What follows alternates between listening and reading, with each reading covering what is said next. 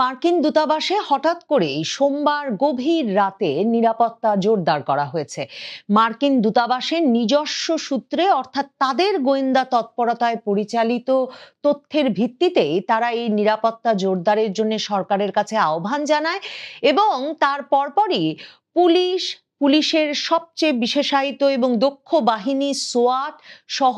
নিরাপত্তা বাহিনী গিয়ে মার্কিন দূতাবাসের নিরাপত্তা জোরদার করে। তবে পুলিশের পক্ষ থেকে এই রাত 2:30টার সময় গিয়ে যখন মার্কিন দূতাবাসের নিরাপত্তা জোরদার করার ফলে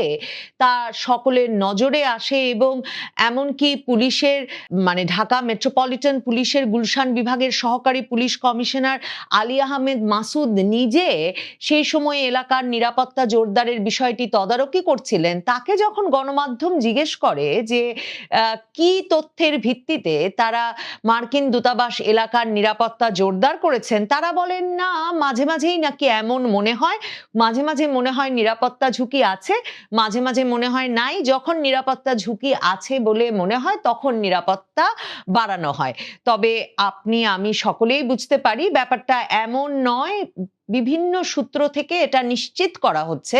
যে মার্কিন দূতাবাসের তরফে সুনির্দিষ্টভাবে হামলার হুমকি আছে বলে 3জন বাংলাদেশি নাগরিকের পরিচয় তুলে ধরা হয়েছে পুলিশের কাছে এবং সরকারের প্রতি এই বিষয়ে ব্যবস্থা নিতে আহ্বান জানানো হয়েছে এবং তারই প্রেক্ষিতে নিরাপত্তা বাড়ানো হয়েছে। দেখুন, মোটামুটি 1 মাস খানেকের ব্যবধানে 2 দফায় এরকম ঘটনা ঘটলো এবং খুব গুরুত্বপূর্ণ যে বিষয়টি, মার্কিন দূতাবাস 2 ক্ষেত্রেই আগস্ট মাসের শেষে একবার এই ঘটনা ঘটলো আর আবার এই অক্টোবরের শুরুতেই এই যে মার্কিন দূতাবাস নিজেই তার গোয়েন্দা তথ্যের ভিত্তিতে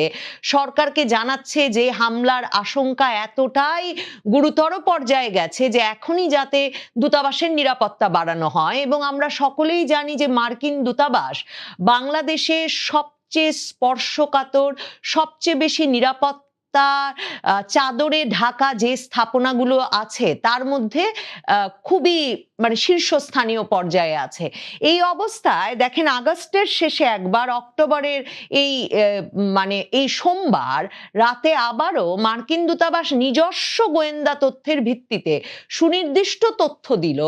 বাংলাদেশ সরকারকে যে তাদের দূতাবাসে জঙ্গি হামলার আশঙ্কা আছে। এর আগে ওয়াশিংটন থেকে সেই তথ্য এসেছিল এবং সেই তথ্যের ভিত্তিতে মার্কিন দূতাবাস জানিয়েছিল যে মার্কিন দূতাবাসে ভিন্ন ধর্মাবলম্বী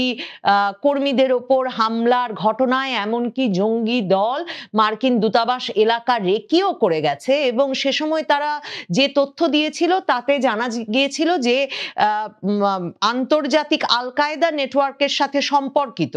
জামাতুল আনসার ফিল হিন্দাল শারকিয়াকে তারা সন্দেহ করছে এবং তারা বলছে যে সেই জঙ্গি দলটি এই হামলা পরিচালনার জন্য রেকি করছিল। গতকাল সোমবার তারা যে 3 জনের তথ্য দিয়েছে তারা কোনো জঙ্গি গোষ্ঠীর সহযোগী কিনা কিংবা কোনো সুনির্দিষ্ট জঙ্গি গোষ্ঠীর সদস্য কিনা সে বিষয়ে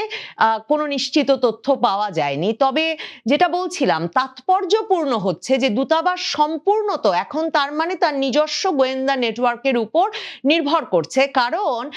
দূতাবাসগুলো, এমনকি ব্রিটিশ দূতাবাসও কিন্তু কয়েক মাস আগে তার নাগরিকদের এটা বলে সাবধান করেছে যে গত কয়েক বছর ধরে আইন শৃঙ্খলা রক্ষাকারী বাহিনীর বড় ধরনের তৎপরতায় বাংলাদেশে সন্ত্রাসবাদী কার্যক্রম, জঙ্গিবাদী কার্যক্রম একরকম নিয়ন্ত্রণে ছিল। এখন এর আশঙ্কা আবারও বেশ গুরুতর আকার ধারণ করতে পারে, সে বিষয়ে যাতে নাগরিকেরা সাবধান থাকে। মার্কিন দূতাবাসের তরফেও কিন্তু মার্কিন দূতাবাসের চার্জ দ্য অ্যাফেয়ার্স জুলাই মাসেও যখন বাংলাদেশের স্বরাষ্ট্র উপদেষ্টা, পুলিশ প্রধান সহ ব্যক্তিরা শীর্ষস্থানীয় ব্যক্তিরা হোলি আর্টিজান হামলার বর্ষপূর্তির সময়টায় বলে বসলেন যে বাংলাদেশে আর জঙ্গিবাদ নাই, তখনও জুলাই মাসে গিয়েও সাবধান করে বলে এসেছিলেন মার্কিন দূতাবাসের পক্ষ থেকে মার্কিন চার্জ দ্য অ্যাফেয়ার্স বাংলাদেশের স্বরাষ্ট্র উপদেষ্টাকে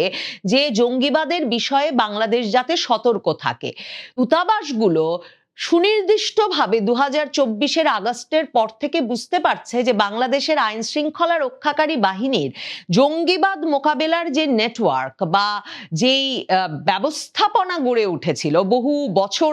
ধরে একরকম প্রচেষ্টায় উদ্যোগী মনোভাবের ফলে এবং ডিনায়ালে না থাকার কারণে, মানে আওয়ামী লীগ সরকার যেহেতু মনে করতো না যে জঙ্গিবাদ নাই, সেটাও একটা গুরুতর ইতিবাচক ভূমিকা রেখেছিল বলে দূতাবাসগুলো মনে করে। এবং মার্কিন যুক্তরাষ্ট্র, যুক্তরাজ্য সহ আন্তর্জাতিকভাবে সন্ত্রাসবাদ বিরোধী অভিযান বা এ ধরনের নেটওয়ার্ক ভেঙে দেওয়ার কাজ পরিচালনা করে যারা, সেই দেশগুলো কিন্তু গুরুত্বপূর্ণ ভূমিকা রাখছিল বাংলাদেশের সরকারের এবং আইন শৃঙ্খলা রক্ষাকারী বাহিনীর এসব সক্ষমতা বাড়াতে। যেমন ধরেন সোয়াড বাহিনীর প্রশিক্ষণে মার্কিন যুক্তরাষ্ট্রের গুরুত্বপূর্ণ ভূমিকা ছিল।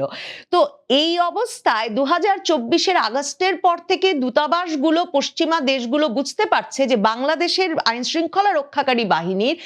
এই কার্যকরী যে ব্যবস্থাপনাটা গড়ে উঠেছিল সেটা সম্পূর্ণ ভেঙে পড়েছে এবং নিজেদের নিরাপত্তা, জঙ্গিবাদী তৎপরতার বিষয়ে নিজে যে খবরাখবর সেটা নিজ উদ্যোগে সংগ্রহ করতে হবে। এবং মার্কিন যুক্তরাষ্ট্র যে ব্যাপক ভিত্তিক গোয়েন্দা কার্যক্রম পরিচালনা করছে বাংলাদেশের ভেতর, তারও একটা নমুনা কিন্তু এটা যে নিজ নিরাপত্তায় 2 দফায় 1-1.5 মাসের মধ্যে তারা বাংলাদেশ সরকারের হাতে গিয়ে খবর দিল যে দূতাবাসে হামলার এই ব্যবস্থা হয়ে যাচ্ছে, এই ব্যক্তি রেকি করছে, এই ব্যক্তি হামলার প্রস্তুতি নিচ্ছে, এই সংগঠন জড়িত। দেখেন, এই যে বাংলাদেশে আইন শৃঙ্খলা রক্ষাকারী